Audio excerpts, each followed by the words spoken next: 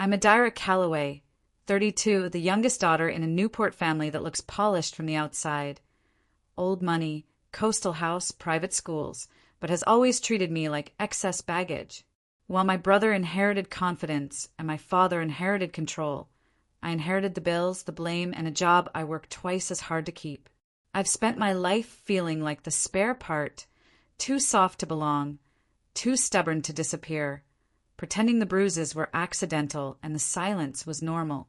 I thought the worst thing that could happen was waking up in a hospital bed after a near-fatal crash and hearing my father snarl, "Pay, rent, or get out." I was wrong. Because hours later, while the stitches were still fresh and the blood hadn't dried, the police called. And that's when I learned the truth my family buried was about to claw its way back to the surface. My ribs ached. My mouth tasted like copper. The morphine was wearing off. The door creaked. Boots thudded against the tile. My father's boots. He filled the room with his presence before I even saw him. His shadow swallowed me whole. "You look like shit," he muttered. No greeting. No concern. Just those words. Then the rent's due. 3rd of the month. I was unconscious on the 1st, I rasped, and barely alive on the 2nd. Not my problem. His voice was a blade. "Pay up or get out." Silence bled in. He stepped closer. His eyes weren't the eyes of a father. They were the eyes of someone assessing damage to property. I opened my mouth to speak, tried to ask if he even read the hospital report, that I nearly died, that my car was crushed by a drunk driver running a red. He raised his hand. The slap wasn't a warning. It was a sentence, a crack of flesh and bone. My head snapped sideways. I tasted blood. The heart monitor screamed. My 4 ripped out. Red spread on white sheets like spilled ink. He stood over me. Not a flicker of guilt. Just that sneer. "You think you're too good for this family?" A nurse stepped in, froze, then turned and walked away. He had that effect on people. Thatcher Calloway didn't raise his voice. He didn't have to. People moved like smoke around him, disappearing before things got ugly. Behind him stood Leora, perfectly poised, fake 10 gleaming under hospital fluorescence. She clutched my handbag, my entire life in leather. Phone, ID, wallet. I'd left it in the car during the crash. Her smile was soft, snake soft. "You shouldn't talk back when he's stressed, sweetheart." She had a folder in her other hand. I saw my name on one envelope. I reached for it. She pulled back. Thatcher turned. "She'll get it when she pays what's owed." The door opened again. Oren. Leather jacket, sunglasses inside, Starbucks in hand. My brother. He leaned against the wall, sipped his latte, checked his phone. "She's awake." Cool. I wanted to scream. Instead, I tried to sit up. Pain flashed white across my chest. They watched, like I was a show, or a pet that failed a trick. 3 days, Thatcher said, adjusting his cuffs. "You either pay or you're out on the street." Then he walked out. The door hissed shut. I slumped back, chest burning, pulse racing. My phone vibrated. Not my phone. Hospital phone. I blinked, reached for it. My hand shook.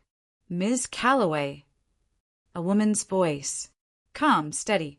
Too steady. "Detective Vargas, Newport Police Department.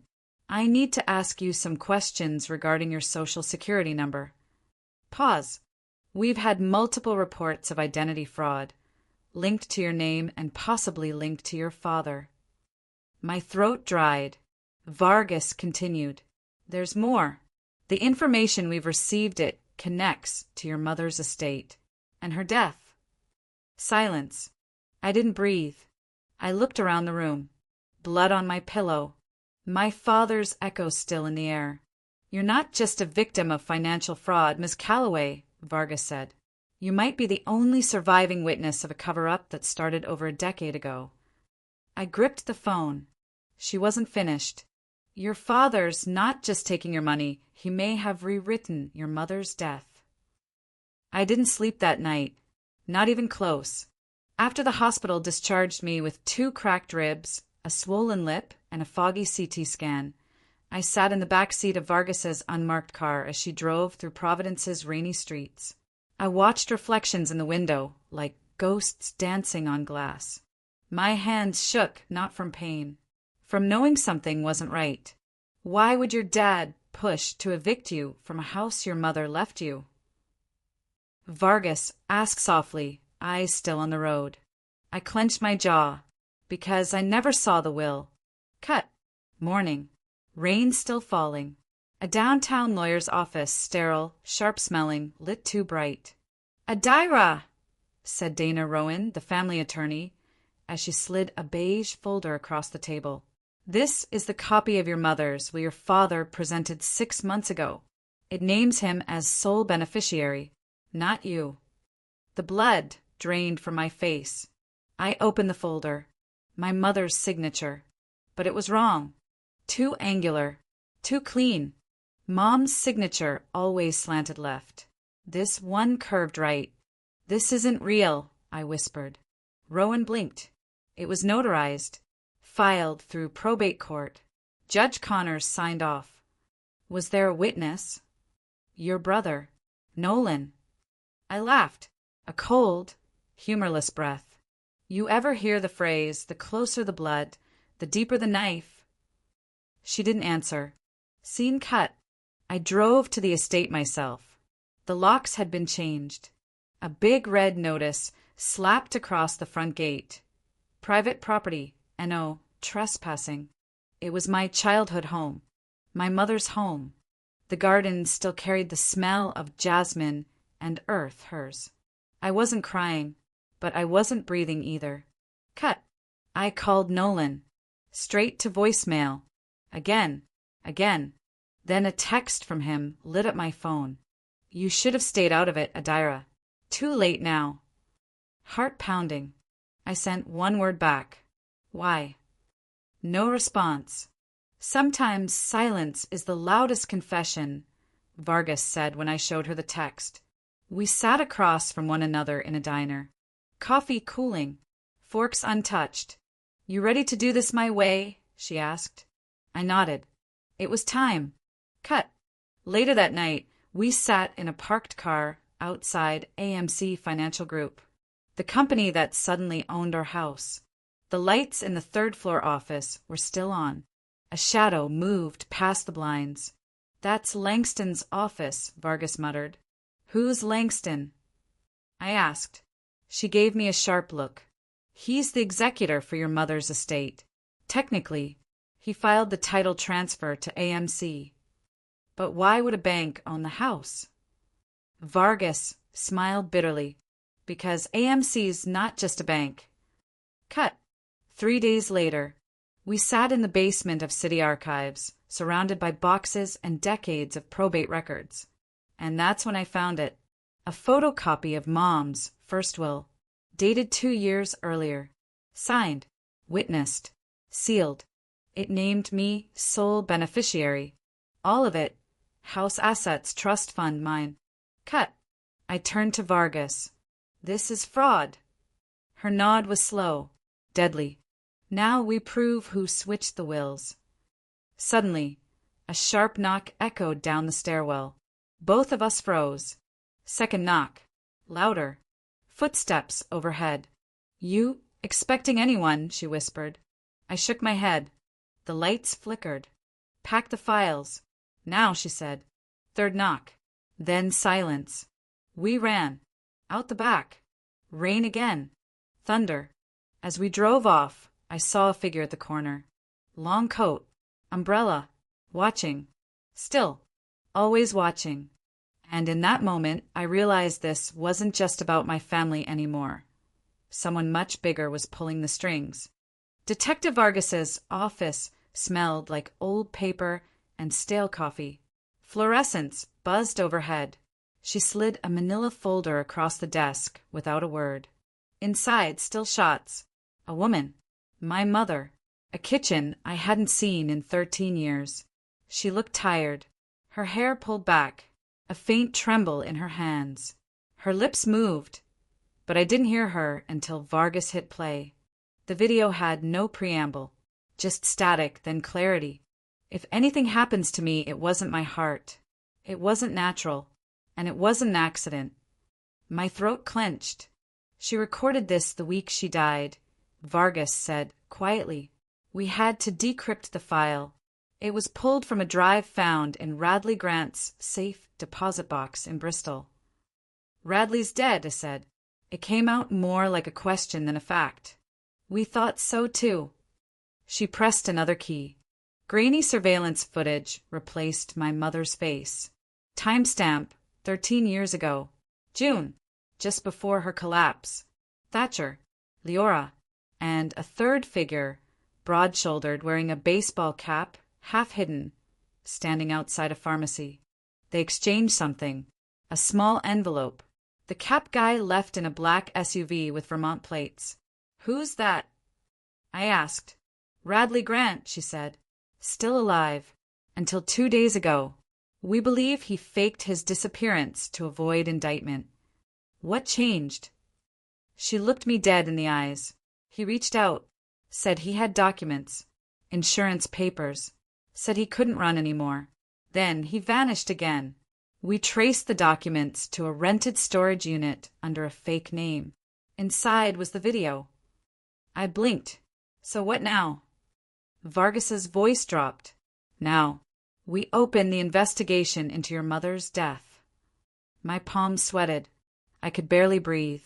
Everything in me screamed that I needed to leave, run. But I didn't move. He filled her prescription after she was warned it could kill her, Vargas added. 2 days before her final episode, someone used a forged signature to authorize a refill of metoprolol at a pharmacy 50 miles away. She never took that medication before. He used her death, I whispered, as a cover. Vargas nodded once. They always do, until someone stops them. I sat in my car outside Miriam's house for 10 minutes before I went in.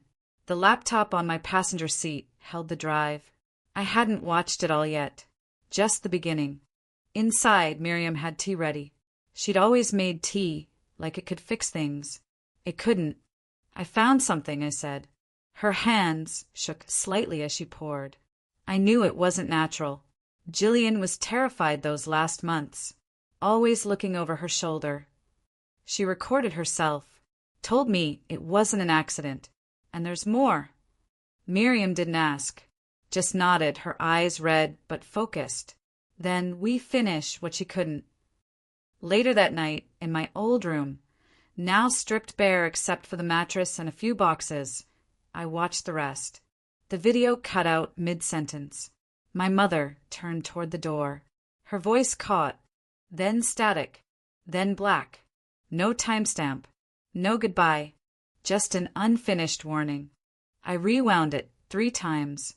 Her last words echoed like a knife dragging across glass. She knew, I said to the screen. And someone else knew she knew. A message pinged. Unknown number. You shouldn't have opened it. I froze. Another ping. Your mother never learned to listen. I looked around. Window open an inch. Curtain fluttering. Wind or breath. My stomach flipped. I ran to the door, locked it, pulled the curtain shut. Another ping. Next time we won't warn you. I called Vargas. No answer. I called again. Voicemail. I packed the drive into my bag, threw on my coat and bolted. Halfway down the driveway, a black car idled across the street. Engine running. No lights. I didn't stop to check. I got in my car and drove. Faster than I should have. Every red light felt like a target. Every shadow behind me felt like a weapon. Because now it wasn't about fraud. It wasn't about rent. It wasn't about control. It was about silence. About keeping something buried so deep no one would dare dig. But I had already dug. And what I found? They didn't just steal from me, they silenced her. And now they're coming for me. The old house hadn't changed. Not the cracked porch light. Not the smell of mold clinging to the curtains. Even the family portraits still hung crooked in the hallway, their glass dusty, their smiles frozen. I slipped inside with the key Miriam gave me, one she shouldn't have still had. Thatcher, Leora, and Orrin were at a fundraiser across town. A country club event they posted about like royalty. Perfect. I had 90 minutes, maybe less. The silence was thick, not peaceful, watchful. I crept past the living room, past the grand piano that hadn't been touched since Mom died, past the fireplace where we used to hang stockings before the holidays turned cold and cash-oriented. My room was gutted, just dust and drywall now. The safe was still where I remembered, behind the photo of Thatcher and Radley, standing over a dead buck, grinning like conquerors. I slid the frame aside. The safe clicked. Code unchanged. Thatcher never believed in changing locks if no one lived long enough to steal from him. Inside, thick folders, a velvet pouch, 2 external hard drives, and a burner phone, screen cracked, battery barely alive. I grabbed everything, started flipping. The documents were clean. Too clean. Then I saw it. Power of attorney, signed July 17th, 2011. 2 months after my mother's death. My breath caught. Forgery. Leora's signature appeared as a witness. The trust had been altered. Life insurance redesignated. Leora as sole beneficiary. My mother had written me in. That was gone now. This was it. Proof. My hands shook as I snapped photos, one by one. Then the phone buzzed. Not mine. The burner. Unknown number. Where are you? I froze. Buzz. You should have stayed gone. A car door slammed outside. Boots on gravel. I moved. Cut scene. Through the laundry room. Down the back stairs. I slipped out just as headlights poured into the kitchen from the driveway. Thatcher's voice, muffled, angry, close. Check the safe. I bolted. My coat snagged on the fence. Ripped. My phone slipped. I caught it midair. Rain started falling in sheets. Cold. Blinding. I ran faster. Wind slicing. My breath ragged. Every sound too loud. Too close. I ducked into the alley behind Ridgeway Avenue. Hid between 2 dumpsters. Texted Vargas. I have it. I have everything. Meet me. Now. Silence. 1 minute. 2. Then. Be at the precinct in 20. Side entrance. Come alone. I moved again. Every footstep behind me felt real. Every passing car felt like a threat. The kind of paranoia that comes from not being paranoid enough. Too many times. My mother used to say, the only ones who call you crazy are the ones hoping you'll shut up. I didn't plan on shutting up. I reached the street and crossed to the library. Cut through the hedge. Pushed out onto Palmer Avenue. Someone stepped in front of me. Leora. In heels. Black coat. Dry. She'd come straight from somewhere else.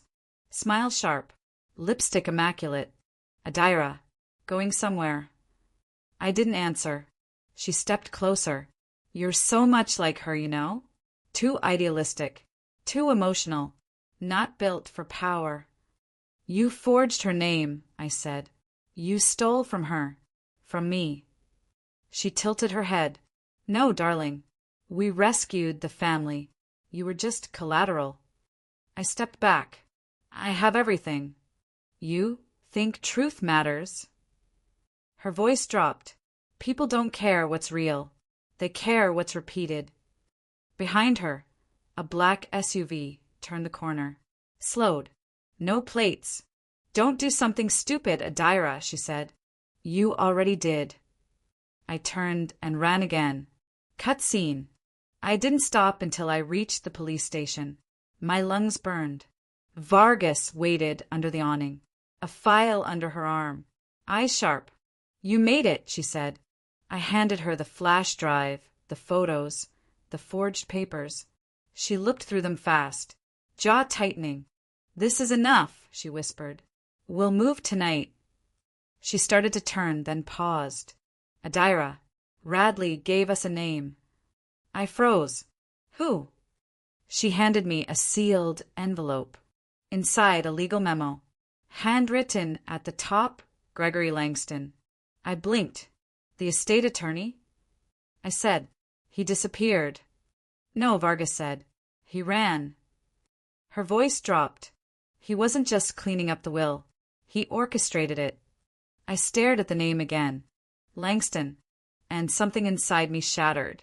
If I step into that courtroom, I said slowly, I might not walk out alive. The courthouse steps were slick with rain and camera cables. Flashbulbs popped. Voices blurred. My name cut through the noise like a thrown blade. Adira, this way. Detective Vargas didn't slow. She moved with the certainty of someone who knew exits before entrances. We slipped through the side door. Metal detector. Wand. Wrist stamp. The smell of lemon cleaner and wet wool. Inside, the courtroom felt smaller than memory. Wood panels. Flags. A clock that ticked too loud. Cut. My father sat at the defense table. Hands folded. Posture perfect. He wore the suit my mother bought him for their 10th anniversary. The one he said made him look honest. Leora sat beside him, spine straight, eyes dry. Her lawyer leaned in, whispering. Oren was behind them, face pale, jaw working like he was chewing glass. I took the stand. Short oath. Short breath. The prosecutor began with money. Dates. Numbers. Clean lines. I answered in sentences that clipped themselves. Keep it tight. Keep it factual. Truth doesn't need decoration. Then Vargas stood. She placed the burner phone into evidence. The forged power of attorney. The altered beneficiary forms. The video file. Play it, the judge said. The screen flickered. My mother's face filled the room. If anything happens to me, it wasn't my heart. It wasn't natural. And it wasn't an accident. A murmur rippled through the benches. Leora didn't blink. The defense objected. Authenticity. Chain of custody. Vargas waited. Let the noise crest. Then nodded to the tech. Cut. Parking lot footage. 13 years ago. A pharmacy sign blinking. A woman with my mother's walk. A man with my father's shoulders. A third figure in a cap. Leora's hand tightened on the table. Enhance, Vargas said. The cap lifted for a second. A profile. A scar. Radley Grant, Vargas said. Alive. Cooperating. Gasps. A chair scraped. The defense rose, flustered. Speculation. Denied, the judge said. Radley's deposition rolled. Grainy. Nervous. He spoke about envelopes. Refill authorizations. A lawyer who knew how to hide ink in plain sight. Gregory Langston, Radley said on screen. He told us where to bury it, how to make it look clean. My father's jaw flexed. Cut. A second screen lit. A time-stamped receipt.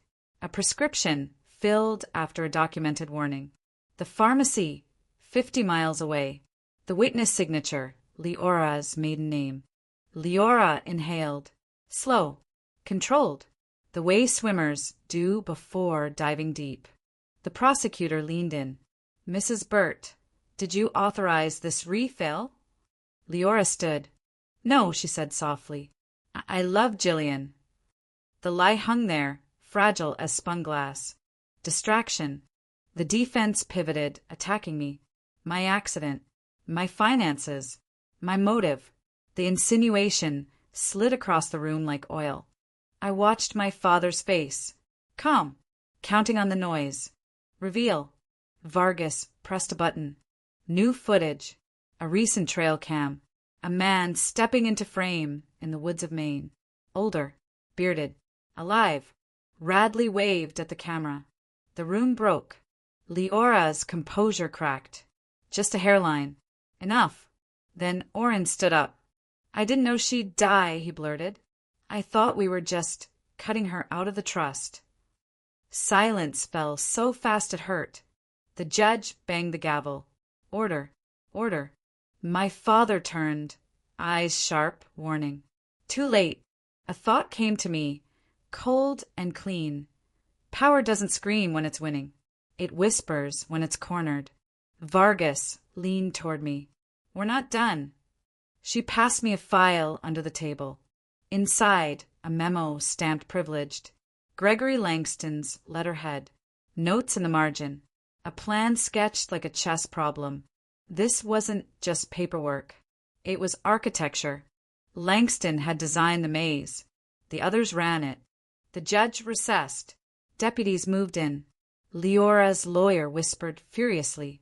My father sat very still. As we stood, Vargas spoke low. Langston didn't just clean the will. He controlled the flow. Payments. Threats. When your mother tried to amend the trust, he blocked it. When Radley panicked, Langston vanished. And now? I asked. And now we find him. Outside, the rain had stopped. The crowd surged. Questions. Accusations. I kept walking. A line drifted through my head, something my mother once said while balancing the checkbook at midnight. When the truth finally shows up, it never comes alone. My phone vibrated. Unknown number. This was never your father's plan. Another buzz. You're looking at the wrong grave. I looked up. Across the plaza, a man watched from beneath an awning. Hat low, face half-lit. He smiled like he knew the ending. This wasn't just my father's plan, I said, the file heavy in my hand. This goes deeper. Someone else wanted my mother dead, and they're not finished with me. The air was cold, sharp, like it knew secrets I hadn't uncovered yet. I stood outside the warehouse on the edge of the Blackstone River, rain slicing through the night like shards of glass. The headlights from the unmarked vans carved long shadows across cracked pavement.